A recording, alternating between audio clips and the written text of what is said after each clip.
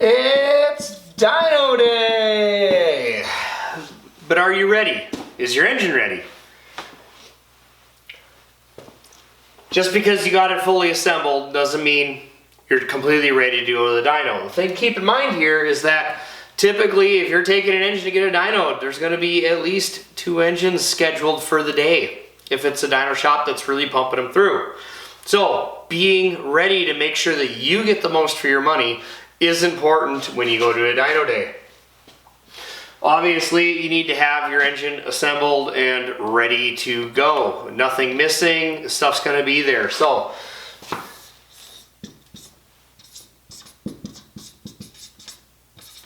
do you have your oil and filters ready to go? And I say oil as in you need enough for at least to fill it up to be able to be making your dyno runs, and filters as in you should bring 2, because you're going to want to take one off and cut it open at the end of the day, and you want the second one to be able to spin on there and make sure that's sealed up for the trip home. Cutting open the first one's just to be a actual double, triple check kind of a thing to make sure that the health of the engine is good, because if you cut it open, maybe everything would go on the dyno day, but there's some shiny in there, it might be something to look at. There's going to be a certain amount of shiny, just as everything kind of wears in quickly and gets everything set. But at the same time, you shouldn't be getting any like bearing material kind of shiny in your engine from some simple dyno pulls. If you got your fuel, are you running 91, 87, E85, race gas? What's going on? You gonna have enough? You better make sure you talk to your dyno guy and figure out how much fuel you might actually need for the day. It is not surprising at all to go through more than 5 gallons of fuel on the dyno. If I was showing up and doing a pump gas, 500-600 horse build there, I would expect you're going to want at least 10 gallons or so of fuel to bring with you. If you're switching it up, as I've done in the past there, usually I'm going to have 5 gallons 91 and 5 gallons E85 if I'm changing things up in the middle. And this is, again, only with a couple hour window as far as making dyno runs. Now, do you know what parts you don't need? Dynos typically have starters built in, so you do not need a starter on your engine. If you do have it on there, it'll probably end up being in the way, and it just makes it more difficult, especially if you're trying to fit headers or not. And parts you do need, headers would come into that, especially if you don't have them. Maybe the dyno shop has some headers that can use, but that's something you're going to need to ask beforehand, because it's really going to suck if you show up, start setting everything up, and then there's no headers. What else are you going to be doing while you're testing? Are you going to be testing carb spacers? You better have your own. There might be some generic 4150s there, but if you need something different or something more special as far as what you're trying to test, you're going to need to make sure that you have those parts. There's also, if you're going to add a spacer, you're going to need longer studs in your carb flange, or bolts, or whatever you're using to hold that carb down.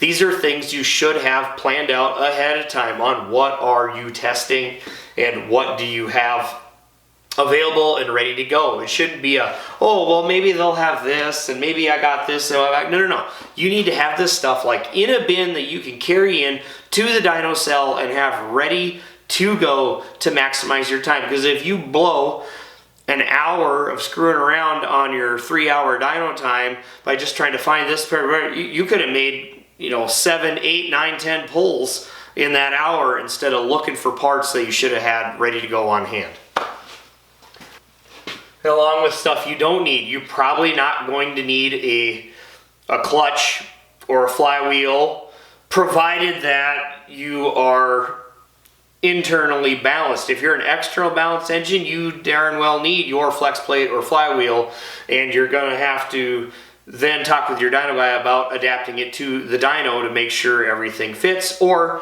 he might have some stuff there that you can use that's just there as a swap part for your engine.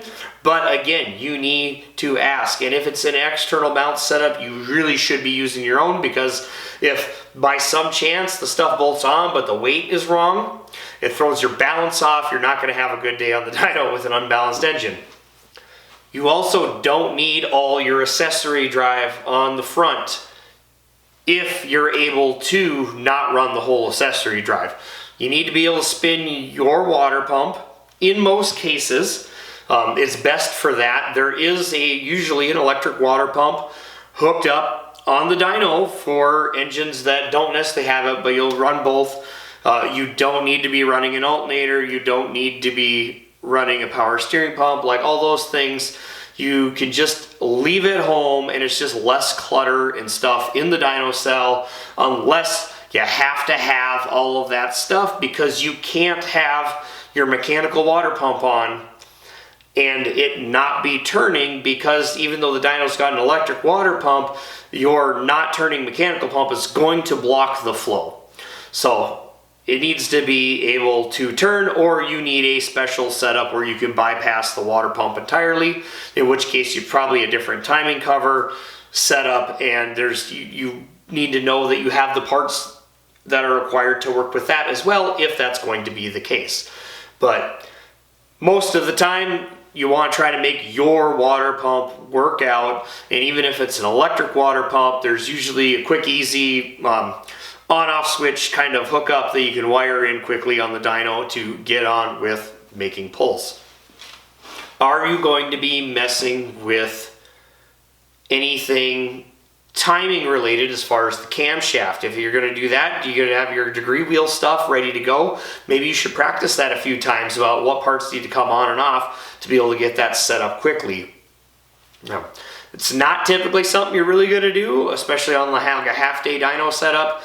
So if that is the kind of stuff you want to be testing and trying, you better make sure you're talking to your dyno guy that this is probably going to be an all-day thing. And in which case, get your butt there early in the morning when they're ready to go, because it takes time, probably around 45 minutes to put an engine on and off the dyno. So that's already eaten up almost 2 hours of your time right off the bat. Things that will be easy and quick for us to mess with are going to be ignition timing. If you're going to be messing with rocker arms, you better make sure you have extra valve cover gaskets in case you tear or damage one during the process. You also better make sure that you've got your tools handy that you're going to be using. Most likely your dyno guy's probably got his own tools, but if you're going to be wanting to jump in there and be a part of it, like, you got to get your own tools and be ready to go. When I've gone before, I got a really good relationship with my dyno guy. He knows that I know what I'm doing there. It's been pretty easy for us to both jump on an engine, and we can each do half of the engine, you know, working it down, and we can cut our time in half on adjusting the whole thing. Or maybe, you know, he's doing the rockers and I'm pulling valve covers, or vice versa, but I made sure that I had some of my own tools that I can grab there and go, because if he's only got one set of tools and we need two of the same thing, now we're stuck waiting. We're trying to maximize our time and get the most out of our dyno session. Typically, when you're going to get ready to fire things up, first you're going to check for leaks. We're going to be priming the fuel system, make sure nothing's leaking there. We're going to be manually priming the oil system. We're going to make sure we don't have any leaks there, make sure that we're getting oil pressure before we ever think about firing it up. Once we've got that set up there, we're going to want to jump right into timing. So, most likely your dyno guy is going to have his own timing light. You won't have to bring that, but you need to be ready to check that stuff properly, which means that when you were degreeing your cam, did you double check that your timing pointer is in fact pointed at top dead center? Because if it's not, you have no idea where your timing's at. And at least you're on the dyno, you can figure out what your timing pointer is pointing at when it makes peak power and be able to keep that written down to know, but you won't actually know what your ignition timing is because you didn't verify that your timing pointer is pointed in the correct place on your timing tape, on your harmonic balancer, when the piston is at top dead center. It's actually a very important step that a lot of people miss, is confirming top dead center. And it's something you should be doing long before you get to the dyno, because if you got to do it at the dyno, it's a whole bunch of screwing around and time taken up that otherwise could have been a quick check and make a pull, make adjustment, make a pull, and instead you're trying to take stuff apart or figure out how to block a piston or trying to set up your indicator wheel to be able to check it. It becomes a whole mess. Now, as long as we know that our timing is close right from the get-go, now it's time to fire it up. We got no leaks, it's close, should be able to start cranking it, should be able to fire. All we need to do is we need it to idle. Once it's idle, we verify timing.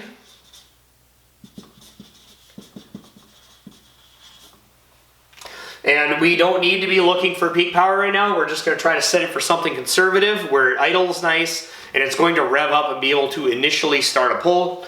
And just make sure that we're in a good window there. We'd rather start on the conservative side than be trying to go for peak power on the first rip. Once that's good, we're going to bring it up and we're going to probably do about a half pull. This is going to be just verifying air-fuel ratio.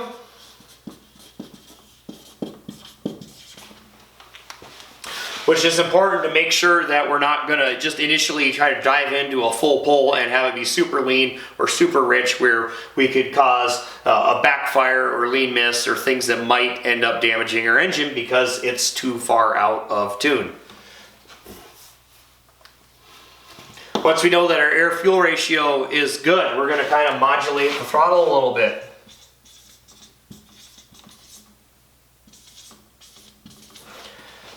And just go up and down in RPM at light load. We're just going to be trying to work everything a little bit, make sure it's, revving up clean, coming back clean. We're not going to have a throttle stick or any kind of pops or bangs or backfires or anything weird going on as far as the tune set up right off the bat. We just want to make sure we got some good, just clean running engine where we don't have to worry about something actually being catastrophically long. We're listening for noises, we're listening just for how smooth it is, and just trying to verify that yes, in fact, this engine is ready to start making pulls. Probably only going to spend a minute or two doing this, and we're just varying the RPM a little bit, especially if we're flat tap at cam territory. Simply because we need to try to break in that cam.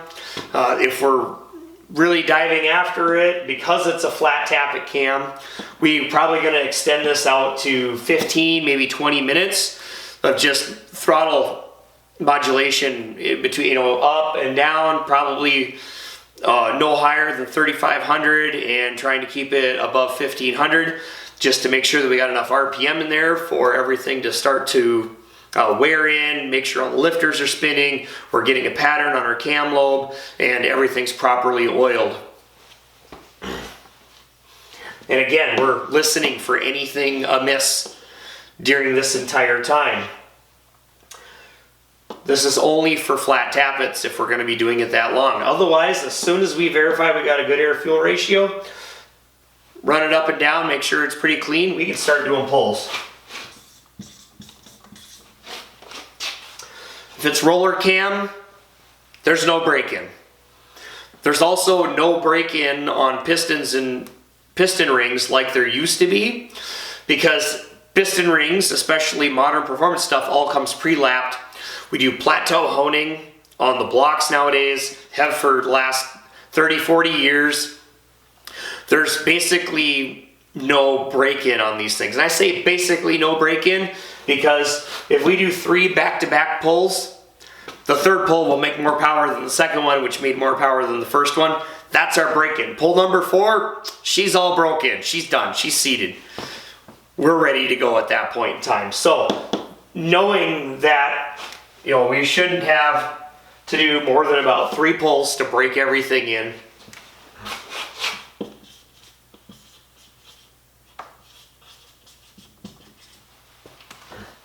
Unless, of course, it's the flat tap cam and we got to do the RPM modulation in order to get that cam to seat in. But I'm a big fan of roller stuff just for the performance aspect. Also, it skips the break-in process and it's more reliable in the long term anyway. So I big proponent for roller cams. The only downside is they cost more money. So it's hard to beat the bang for the buck of a flat tappet, but when it's a matter of something you're going to have around and performance is more important and longevity is more important and cost is not that big a deal, roller cams every time.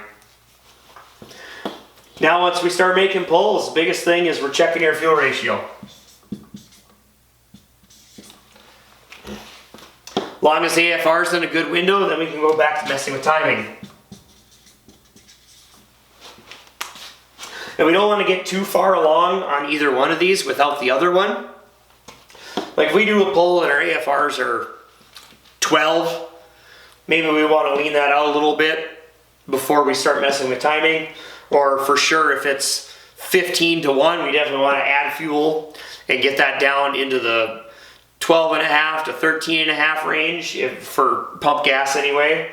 Or whatever fuel we're using, there's going to be a target air fuel ratio as far as where it's probably going to make best power. Then we want to be inside that window before we start messing with timing. Once we got it in that window, now we can start adding some timing. We can come from our conservative side, bring it up, find our peak power.